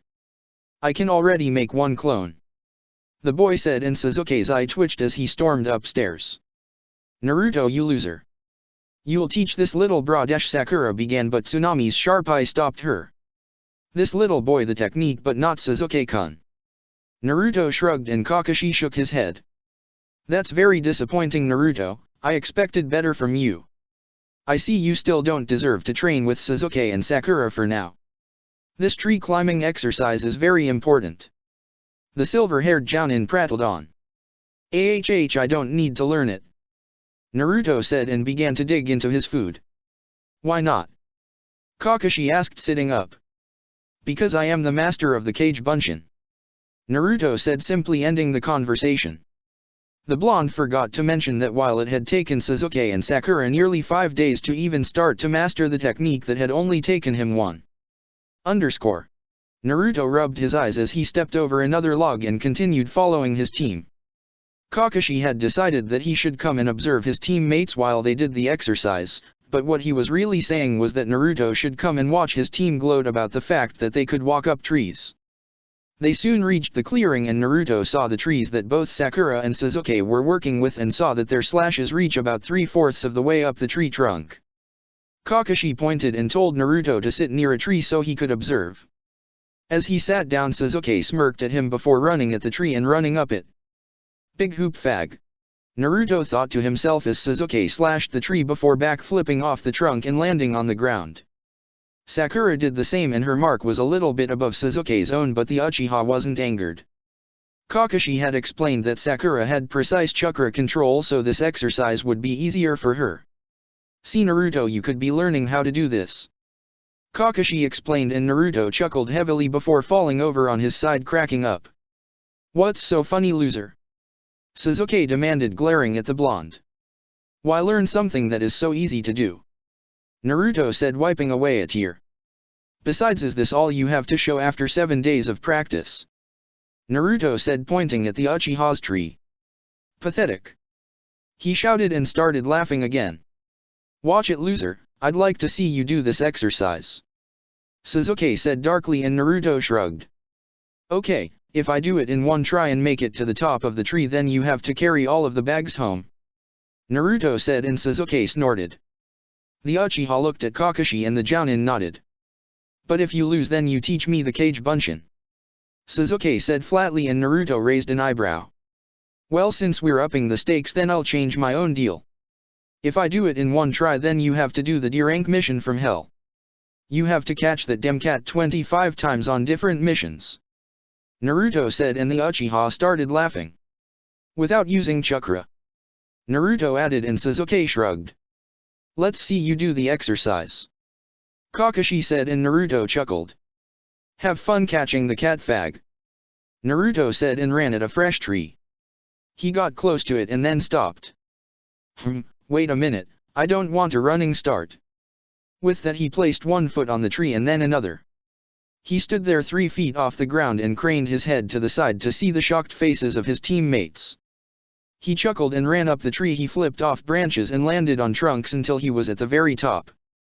He then jumped back down onto the trunk and focused chakra into his lead hind foot and slid down the tree until he stopped on a large branch that was 20 feet away from the ground. He crouched on the branch and looked at his team, who were staring at him in shock and amazement. While it took you a week to master this exercise, it only took me since yesterday to do it, Naruto said and ran around the trunk of the tree. He touched down on the ground and looked Sasuke straight in the eyes. Have fun catching the cat on your next mission. With that, Naruto sauntered away from the team so that he could go and train Inari. The last thing he heard was Sasuke yelling at him and Sakura joining in. Kakashi was grumbling and glaring at the blonde. Chapter 4, What is a Hero? Another week passed by quickly. In that time Inari had finally learned how to summon his chakra and how to direct it into an object. The boy had just as poor amount of control over chakra like Naruto. It was only by luck that Inari had passed the pebble test without killing anyone in the process. He had passed the test 4 days ago and Naruto had immediately begun to work on the Kawarami technique with him. The boy was showing some potential but Naruto was getting frustrated. After 4 days of practice he was at where he is now. Gah! Again!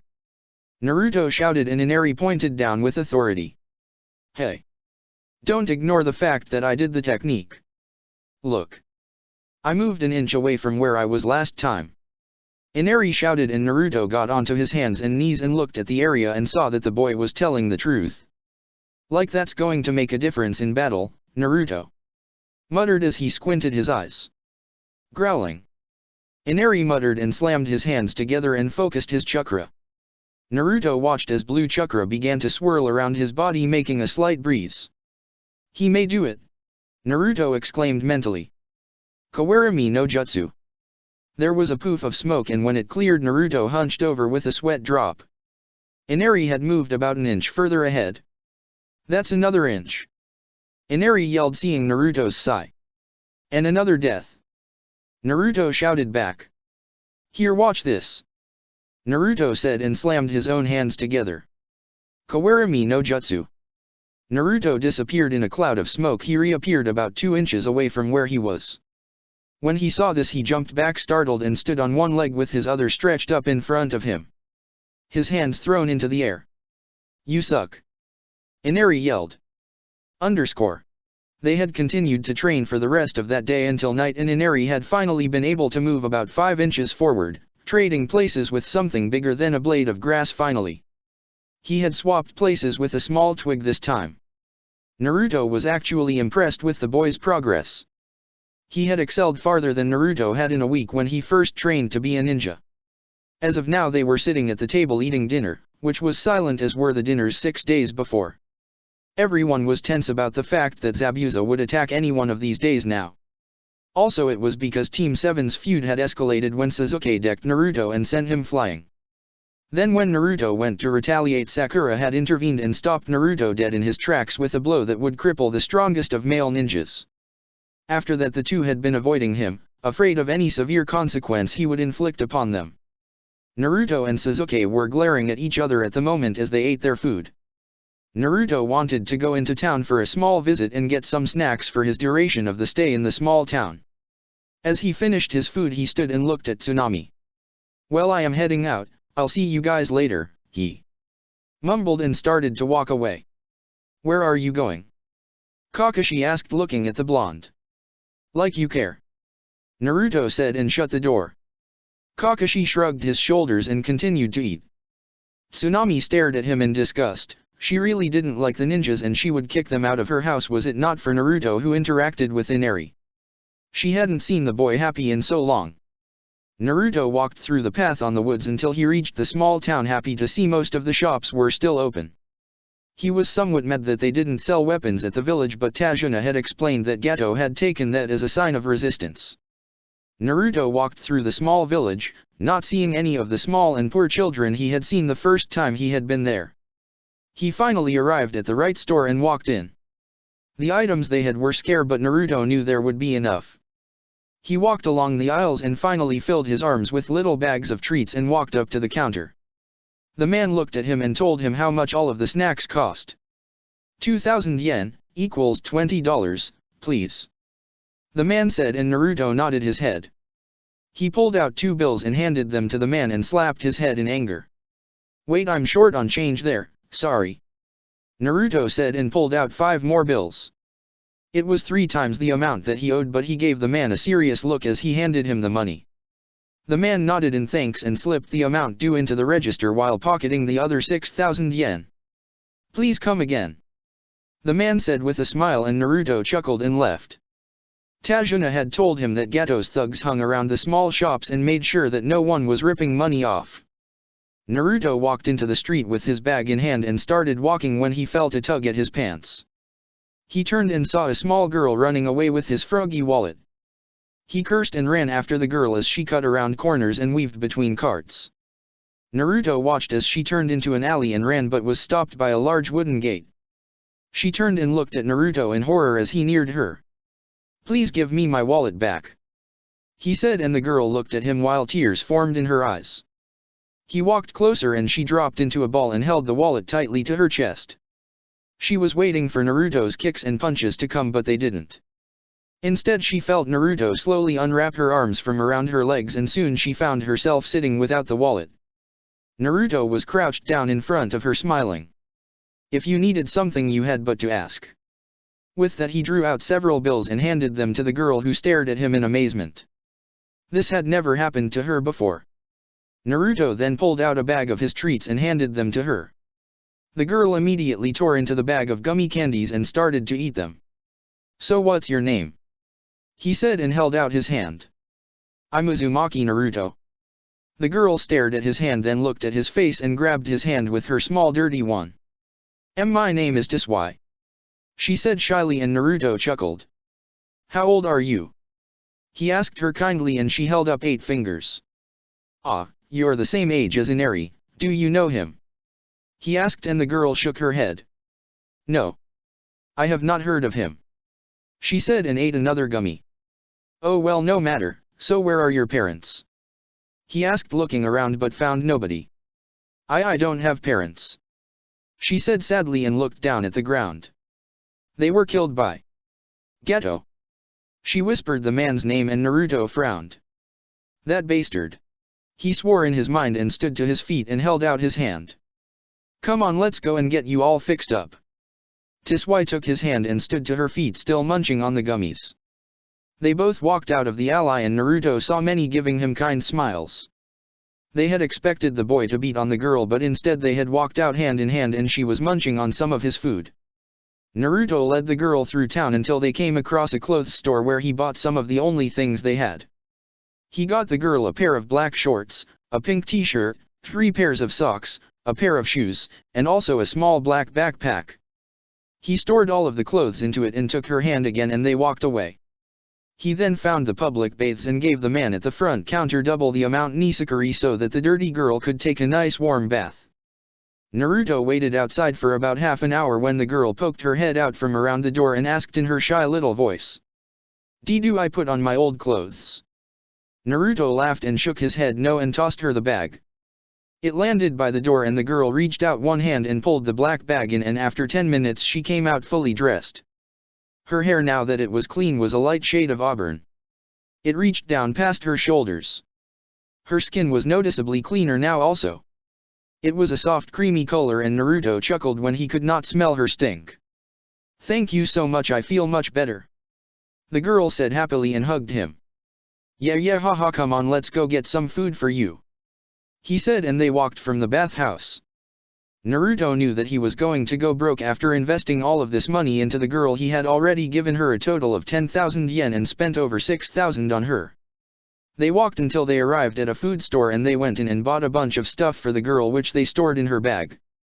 They then visited the same clothes store, and he let her pick some different clothes out, and they stored those in the bag too. As they left the store, she was beaming and had Naruto's hand in her own. Naruto knew that her having all of this stuff would be dangerous for her, so he made a quick decision.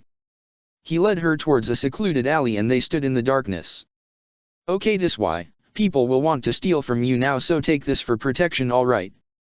he said, and handed her a kunai that she stared at in shock.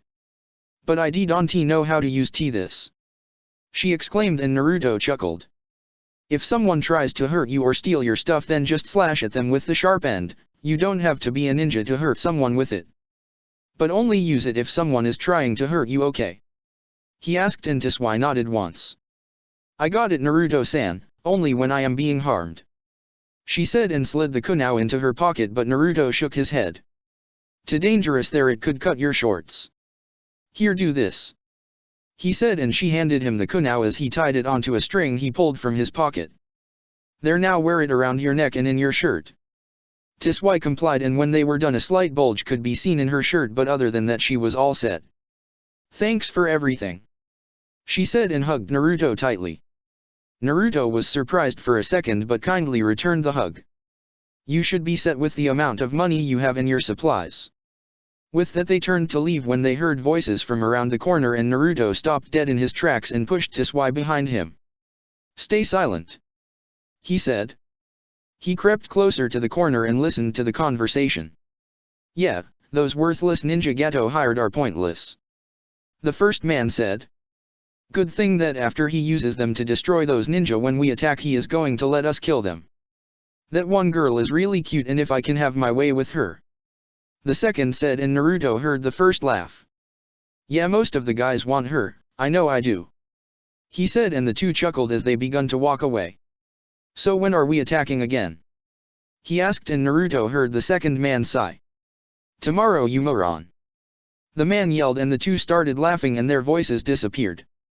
Naruto looked at Tiswai and swept her up into his arms. It was well past midnight by now, and he had to hurry in order to warn all of the Nisakuri people. Tajuna left for work at 5 in the morning, so that gave him enough time. Tiswai looked at him as they began to run towards the gate in the village. When they got there he set the girl down and stared at her for a second before picking her up again. I don't trust to leave you here right now, so you're coming with me. With that he took off for the clearing in the woods that he had met Haku in. They arrived several minutes later, and Naruto set the girl down and looked around wildly. He was breathing heavily as he found the tree that he had left Zabuza and Haku at and ran over to it. Tiswai followed him, her eyes open in fear. What's going on, Naruto-san? The girl asked fearfully, and Naruto held up a hand asking for silence. I'm trying to find someone, he said, and looked for retreating footsteps, and he found them. He sighed thankfully and picked Tiswai up again and started to run along the path that the footsteps were on. He ran for what seemed like hours looking for something, but when the footsteps ended he found himself in another clearing. What the hell, he asked himself angrily and looked around wildly. Haku, he yelled out and got no response. Haku-chan, he yelled louder, and Tiswai stared at him in horror. Naruto punched a nearby tree in anger. Where could they be? He stood up straight and looked at Tiswai. You're going to stay with the family I have been staying with for now. It is too dangerous for you to be out and about. With that he picked the girl up and they ran in the direction of Tajuna's house. Naruto jumped over fallen trees and large mud pits until he got back on the familiar path to the family's house. Naruto looked over his shoulder at the frightened Tiswai and reassured her. It's okay, we're going somewhere safe, he said, and picked up the pace. He had wasted about an hour trying to find Haku, so now he had maybe 3 to warn his team and get ready. Oh okay, she whispered. They ran for minutes until they finally saw the house come into view with the lights on. Naruto wasted no time and slammed into the door, blasting it off the hinges. He stumbled in and found Tajuna and Kakashi staring at him in shock. Sasuke and Sakura's eyes widened at his sudden appearance. Naruto, what the hell? Kakashi exclaimed, and Naruto held up a hand while panting.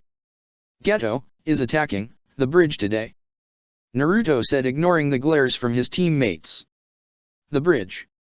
Tajuna yelled and started pulling things on with much more vigor. Sasuke, Sakura, get your stuff ready, we are going to watch the bridge, Kakashi said, ignoring Naruto. What about me? Naruto asked, setting Tiswai down.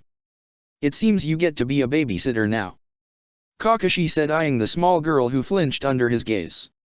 Son of a bitch. He doesn't want me to help because I may upstage Sasuke, Naruto mentally yelled while his facial features slowly turned into those of anger. Just because you want Sasuke to look like a hero, Naruto said flatly. Naruto, Kakashi yelled, and the blonde grabbed Tiswai's hand and led her upstairs to a spare room. After he had let the girl crawl into the bed, fearful for her life, Naruto went to his own room. He knew that if he tried to go with his team he would be scorned and sent home, so he figured, why not let them do it? Naruto quickly peeled off his mud-caked clothes and threw on a nicer set. It was his usual orange jumpsuit. He threw himself down in his bed and put his arms under his head and stared at the ceiling. Why did I get placed with such a shitty team, he asked himself and closed his eyes. He was worried about Haku, she was his first real friend that was his age. Naruto awoke to the sound of an explosion and jumped to his feet. He looked around quickly and grabbed his pouch of kunao and strapped them to his leg and ran from his room. As he entered the hall he found Tsui making her way towards the source of the sound. Stay in your room until I have someone come and get you, he ordered with a soft whisper. The girl nodded and she fled to the room she was in again. Naruto turned and slowly made his way downstairs. He jumped from the last 3 steps and landed in the hall and found everything all right. He ran to the kitchen and his jaw dropped open in shock. An entire wall was blown away and left a gaping hole in its place. He looked outside and found a scene that frightened him very much. 2 men were standing outside and one had Tsunami by the throat and Inari was crying as he watched with horror. Naruto acted quickly and ran outside making a cross seal. Kage Bunshin no Jutsu. His shout made the men turn their heads towards him and they faltered as 10 clones jumped at them. 5 went after one man while the others went after the other. The first man was a large fat guy and Naruto's clones smashed into his fat and sent him rolling backwards.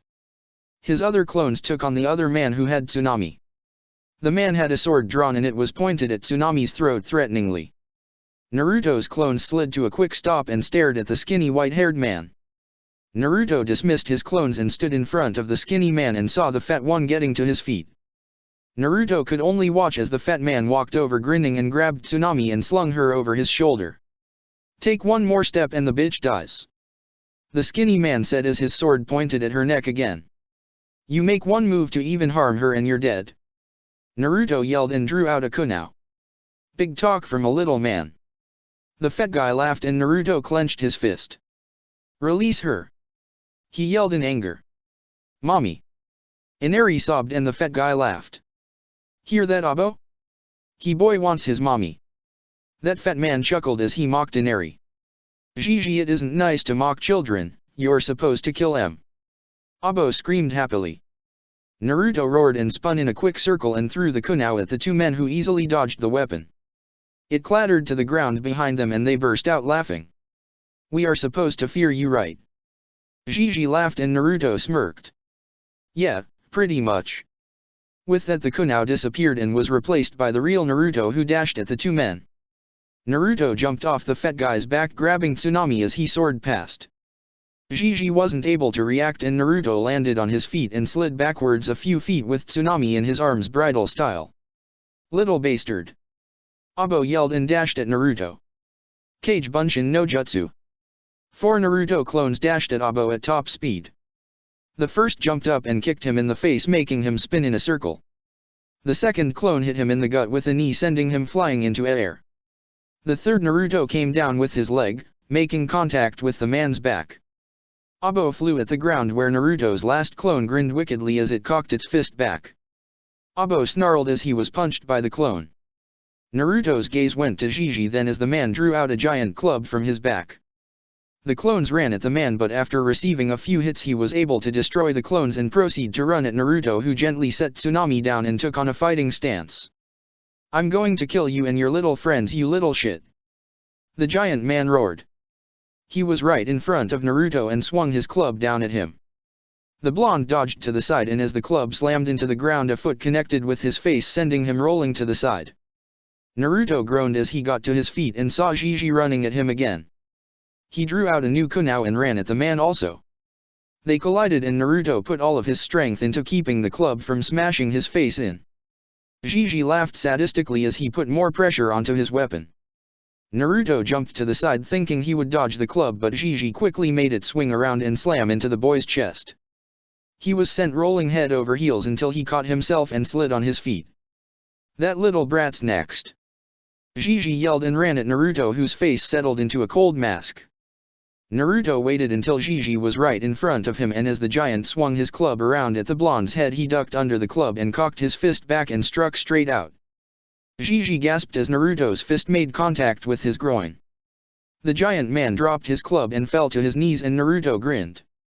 Don't underestimate me, he said and roundhouse kicked Gigi in the face sending him crashing to the side. Nii-san. Naruto heard Inari yell and he turned to see a new enemy holding Inari in front of him with a sword pointed at his head. "Take one step and the boy loses this head," the man said darkly while glaring at Naruto. "Nii-san, help!" Inari cried and Naruto frowned. "Inari, you can't be a ninja and use cool techniques like kawarimi if you're going to cry," Naruto said, eyeing Inari carefully. Inari was horrified at what Naruto said until he realized what Naruto really meant. "Nii-san wants me to use the kawarimi," the boy thought and slowly brought his hands together, and the man holding him hostage didn't seem to notice. "Fine, I won't take a step," Naruto yelled and brought his fist back just as Inari focused his chakra and shouted at the top of his lungs. "Kawarimi no jutsu."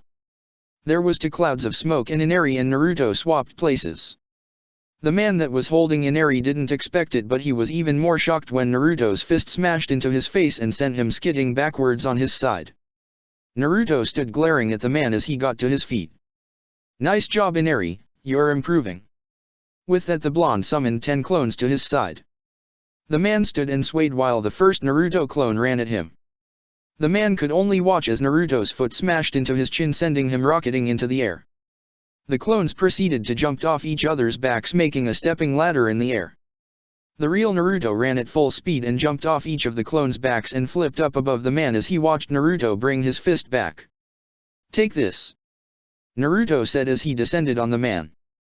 "My iron fist of justice." Naruto's fist smashed the man's chest in and he flew towards the ground. Naruto watched as he hit the ground with a bone-jarring crunch and laid still. Naruto began to free fall down into the soft cushioning made for him by his clones. There was a large cloud of smoke as he landed in them, destroying most of them. The last 3 that were okay helped him to his feet. "Tie those losers up. Inari, go get this wife from her room and get your mom indoors, I'm going to the bridge."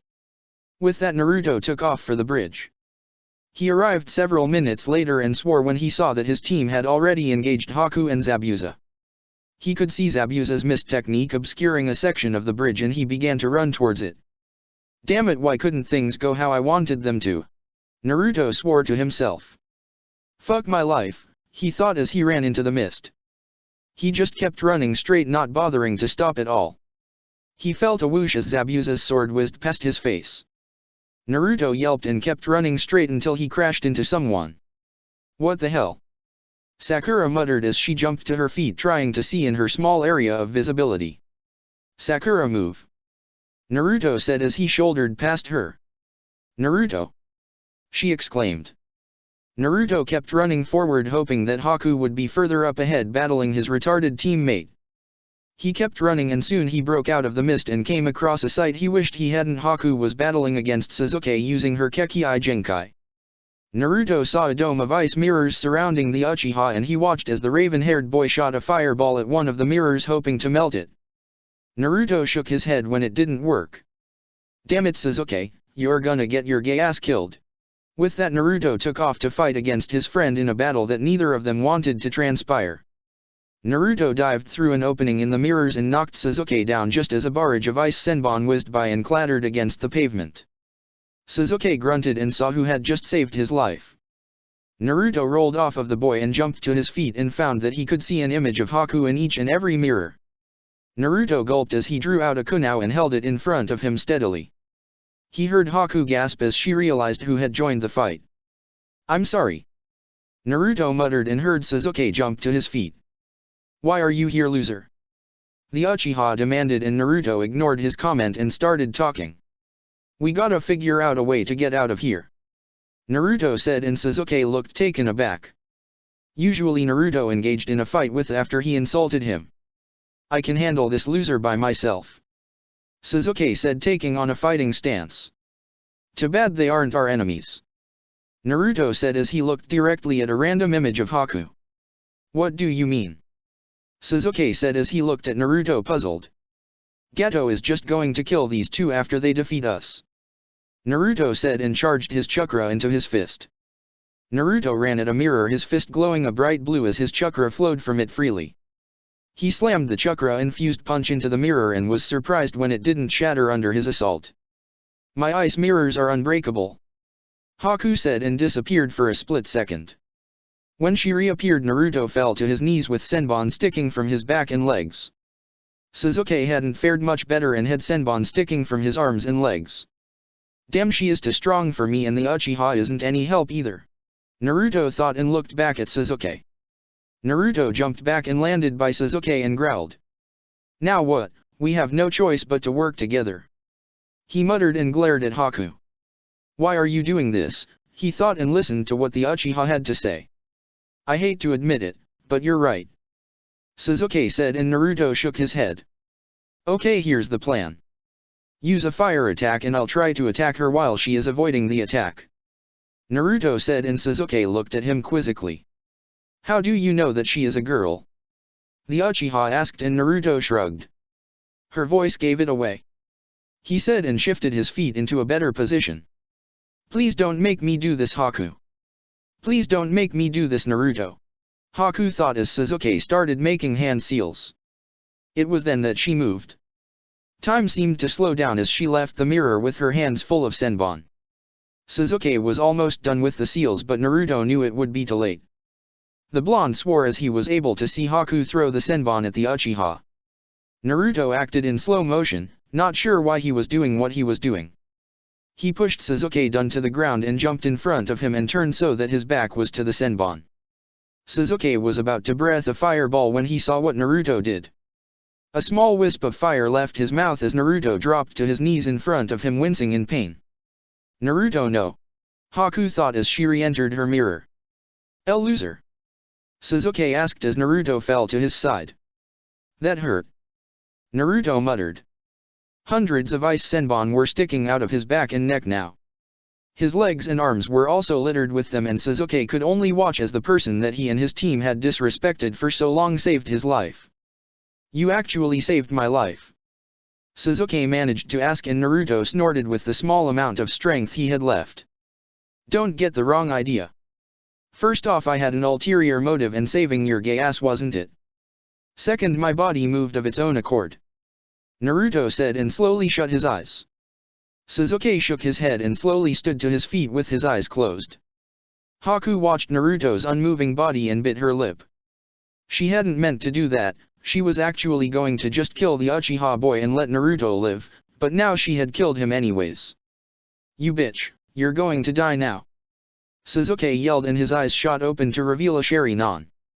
One eye held 2 tomes while the other held 1. Haku gasped at the boy's Kekii Genkai suddenly awakening. Shit, he can see my moves now, she thought, and tried to attack him. She left her mirror and flew at him with a handful of senbon. Sasuke brought his fist back with a handful of shuriken to throw at the girl and was about to do so when he felt something hit him in the back of his head hard. He slumped to the ground unconscious and his shuriken clattered to the ground harmlessly. Haku was so surprised at the sudden betrayal and couldn't stop Naruto's fist from slamming into her face. She was sent flying backwards into one of her own mirrors and hit it with a crack and slumped to the ground. Naruto approached her just as her mask cracked and fell off her face. That hurt, he muttered and shook his fist out. But how? I thought you were dead, she exclaimed, and Naruto laughed. Didn't you listen to my story? Kyuubi accelerates my healing, and those senbon didn't do any heavy damage, so they healed relatively quick, Naruto said and held a hand out to the girl. Haku slowly took it and Naruto pulled her to her feet just as her ice mirrors melted and splashed to the ground. So what you said, was it true? Haku asked and Naruto nodded. Yeah, I heard Gato's men talking about it, Naruto said, and they began to run towards where Zabuza was fighting. Naruto led the way and Haku followed until they reached the edge of the mist. Haku let out a low chirping sound and in a matter of seconds Zabuza materialized out of nowhere in front of them. He was shocked to see Naruto with Haku, but his quick explanation changed the look on his face from shock to anger. That two-timing motherfucker, I'll kill him before he lays a hand on Haku, Zabuza muttered and looked at Haku. Let's go. He looked at Naruto and nodded in thanks. Thank you, I never got your name, Zabuza said, and Naruto grinned. It's Uzumaki Naruto, the greatest shinobi ever, Naruto exclaimed, giving Zabuza a thumbs up. Zabuza gasped and took a step back, dropping his sword to the ground. Haku and Naruto's eyes widened and he regained his composure again. Sorry, but are you sure your name is Uzumaki? Zabuza asked and Naruto nodded. Yeah, it was my mom's surname I guess. That's what Aji-san told me. Naruto said scratching the back of his head. What was your mother's name do you know? Zabuza asked with a whisper. I think it was Kunashi or something. Naruto said and chuckled. Kushina. That was her name. Zabuza said and Naruto looked at the man. Yeah, that's it, that was her name. Naruto exclaimed. How did you know it? He asked and Zabuza looked at him sadly. Because Kushina was as far as he got when all of a sudden the mist started to disappear. Chapter 5, Peering into the Past. That two-timing motherfucker, I'll kill him before he lays a hand on Haku. Zabuza muttered and looked at Haku. Let's go. He looked at Naruto and nodded in thanks. Thank you, I never got your name. Zabuza said and Naruto grinned. It's Uzumaki Naruto, the greatest shinobi ever. Naruto exclaimed giving Zabuza a thumbs up. Zabuza gasped and took a step back dropping his sword to the ground. Haku and Naruto's eyes widened and he regained his composure again. Sorry, but are you sure your name is Uzumaki? Zabuza asked and Naruto nodded. Yeah, it was my mom's surname I guess. That's what Aji-san told me. Naruto said scratching the back of his head. What was your mother's name do you know? Zabuza asked with a whisper. I think it was Kunashi or something. Naruto said and chuckled. Kushina. That was her name. Zabuza said and Naruto looked at the man. Yeah, that's it, that was her name. Naruto exclaimed. How did you know it? He asked and Zabuza looked at him sadly. Because Kushina was as far as he got when all of a sudden the mist started to disappear. Chapter 5, Peering into the Past. Naruto and Haku gasped in shock and took a faltering step backwards staring at Zabuza. The man was looking at them with shock written all over his face. His eyes slowly traveled down and found a blade sticking out of the right side of his chest. Naruto stared at the man as he slowly slid off the blade and when the mist completely cleared he found out who had stabbed him. It was Kakashi and he was holding an umbu-style blade with both hands. Naruto watched as Kakashi swung the blade in an arc letting the blood fly off of it and it sprayed the bridge next to them. One down, one to go. Kakashi muttered as he stepped over Zabuza's corpse and took a step towards Haku. Naruto was still staring at Zabuza's body as was Haku so neither of them could react when Kakashi's fist smashed into the girl's face, sending her flying backwards. She skipped across the cement and slid to a slow stop. Naruto was snapped out of his daze and glared at Kakashi. What the hell? I had them captured. He yelled and Kakashi shook his head. They are Nukenin, they have bounties on their head so they must be killed. Kakashi said and ran at Haku with his hand infused with lightning. Flashback no jutsu begin. Naruto sat alone on a swing as he watched all of the other children play tag. He wanted to join so bad but he knew that the kids would shun him if he tried to join so he sat on his swing, content with the fact that all he ever did was watch. He was the watcher who was never watched. It hurt him, as it would any other 7-year-old child but he learned to deal with it. Naruto sat there for about an hour watching his peers that ignored him without any hesitation and when parents started to show up he quickly left. Their scorns and glares always seemed to be aimed at him and only him. Naruto ran down the steps from the park ducking under people's arms as they walked and they would yell at him in protest. He kept running until he was in the center of town near an alleyway. He looked around cautiously to make sure no one was following and ran down the dark alley and stopped in front of a wooden gate. He chuckled to himself and slowly pulled a large section of wood loose and ducked into it. On the other side of the alley was a boxed-in area with a large dumpster in it. He had about 2 feet of room between the gate and the dumpster and since there was no windows overlooking this area he was usually safe. He got down on his hands and knees and crawled under the dumpster and found a wooden platform that he pushed forward and it revealed a large hole. Naruto quickly darted inside and pulled the wooden platform back into place and he crawled down the small ladder that was near the hole. He dropped softly to his feet at the end of the ladder and grabbed his torch from the wall.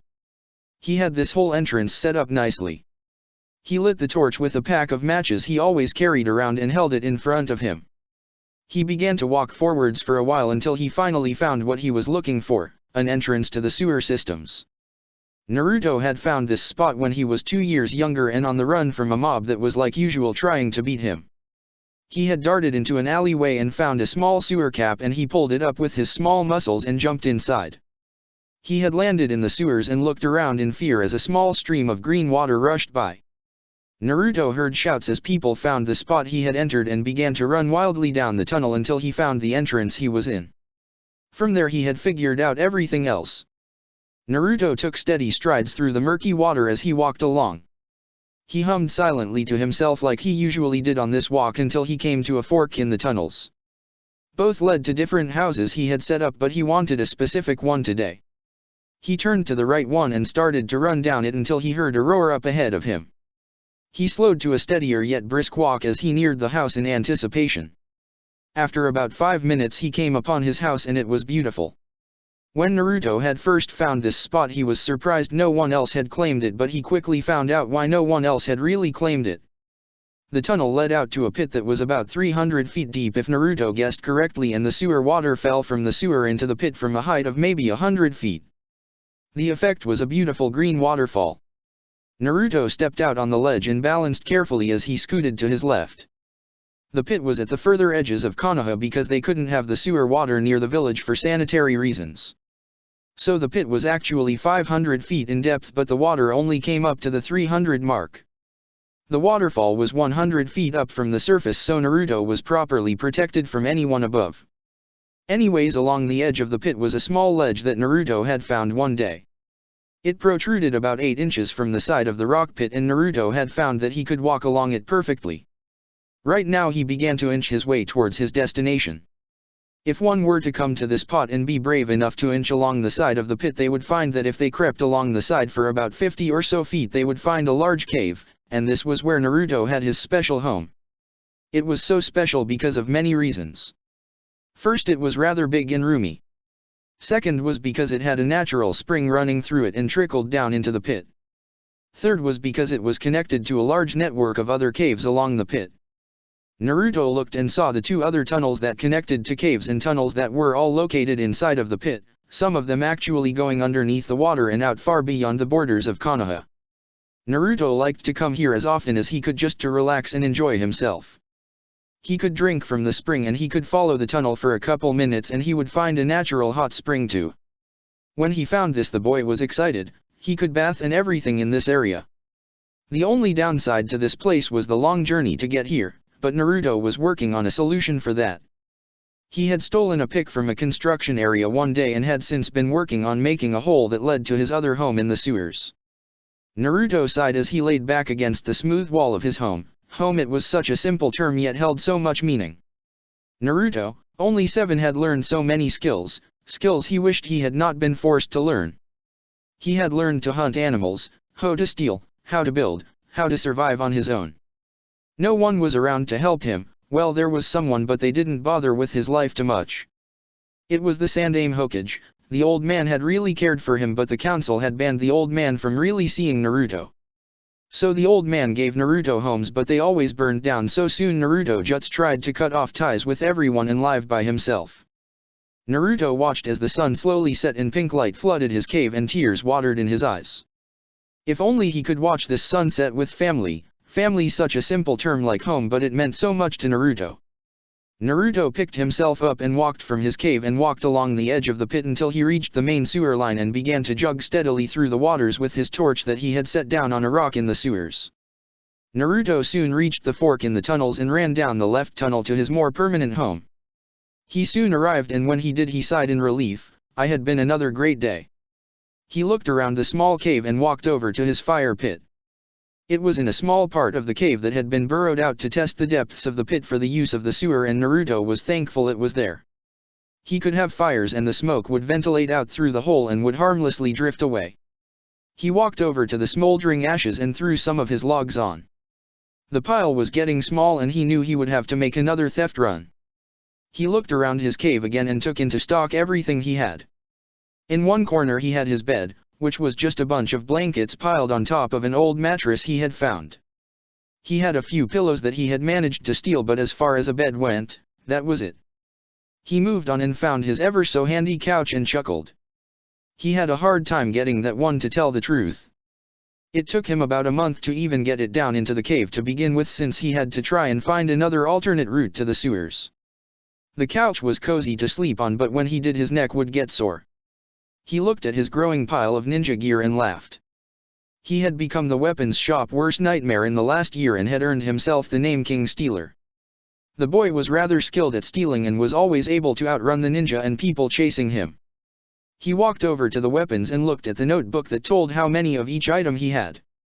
He had 300 kunao, 578 shuriken, 50k sealing scrolls, which were all sealed into one scroll of course, 34 rolls of ninja wire, 5 pairs of weights, 100 boxes of exploding notes, and about 24 came in each box, and he also had several daggers he had been able to steal. Naruto had earned himself a small bounty in the Konoha's bulletin. If anyone were to catch and bring him to the Hokage, they would receive about 10,000 yen. That was how much trouble he caused. Even though there were some ninja who were impressed by Naruto, there were some who actually liked to chase him because they learned new things from him. Naruto stretched as he remembered all of his past chases and walked over to his ever-growing pile of clothes. Here he mainly had the same stuff. Orange jumpsuits, orange t-shirts, and black shorts. The clothing store owner was one of the only people nice to him and gave him all of the clothing that no one bought into Hat Month, and it always seemed to be the same thing. Naruto sighed as he pulled on his orange pajamas and crawled into his bed for another night of lonely sleep. He had to get up early tomorrow in order to start his route. First he had to hit up the food store and get some food for the week, then the weapons store, then the bookstore since he loved to read and was studying as much as he could, then he would go to the library. Naruto was dashing along the road as he left the last store on his list for the day. It was the best store to hit, and boy did he love getting it. It was the store that had placed the bounty on his head actually. It was the scroll store. Half it didn't seem like much, but Naruto had stolen over 10,000 scrolls just last week and he now added another 12,000 to the list. He would only hit this store once a week or once every 2 weeks because he had a way to really get as many scrolls as he could. Naruto would always go into the store under disguise and seal as many scrolls as he could into one single scroll, and he always would hide it in a certain shelf. The bottom of the shelf could be pulled loose and replaced in a matter of seconds, so that is what he would do. The owner of the store never knew when Naruto would strike next, but when he saw the boy run from the store with a single scroll, he knew he had lost about 10-13k worth of scrolls in a matter of seconds. Of course no one knew how the boy was doing this, but either way the store owner yelled out like he always did. "Catch that little brat!" He screamed and everyone knew that Naruto had struck again. Naruto laughed wildly as his legs carried him across the pavement and towards his alley entrance. He then felt 3 people chasing after him and he knew immediately who it was. Iruka, Mizuka, and Fukaru. They were the 3 Chiryunin that always seemed to be in the area he was when he stole stuff. "Naruto!" Iruka screamed and the blonde looked over his shoulder at the Chiryunin. "Nah!" He yelled and slipped into another crowd. He dived under legs and soon found himself running down an alleyway, not his main one but just a decoy one. He turned and found the 3 Chiryunin chasing him down the alley and he grinned wildly. He pulled the lid off the sewer entrance and slipped in and started running wildly. He heard the 3 ninja drop down behind him and he turned and stopped running. "Naruto, get over here, we know all your tricks now." Iruka yelled with his big head jutsu. "Iruka, be careful." Fukaru warned, but the man paid him no heed and stepped forward. Swish. Wires sprang up all over and soon the Chiryunin were hanging upside down with their arms crossed over their chests. Naruto was laughing hysterically and ran off, leaving the 3 ninja alone like usual. "Damn it, Iruka!" Mizuka muttered. Naruto got to his home and threw the scroll into his ever-growing pile of them. He had also developed another skill in the last year or two, and that was the ability to snare ninja in his crafty traps. He owned these sewers and knew them well. Naruto plopped down into his bed and sighed while he thought of today's haul. He had managed to garb the weapon he had wanted for a while now. In fact, he got a lot of weapons today and was almost caught because they weighed him down so bad. He had gotten a mace, a katana, an axe, and a really cool set of nunchucks. The boy looked over at the weapons and grinned evilly. He had tricked the owner today since he usually never showed his face twice in a store after stealing from it. He had hit the store up and brought his load back here, and within a span of 3 hours had hit the store 3 times, which really made the owner mad. Naruto burst into a fit of little giggles and his 7-year-old body wiggled on the bed. 2 years later, Naruto had already made major moderations to his home. He had finally connected the 2 caves with one tunnel and could travel between both, and had started making small chambers where he stored different things. He had a cave that made up his bedroom, a cave for his weapons, and a cave for him to sit back and read in on a nice futon he had stolen in the past year. He had actually stolen a lot of things, but he knew his stealing days were coming to an end.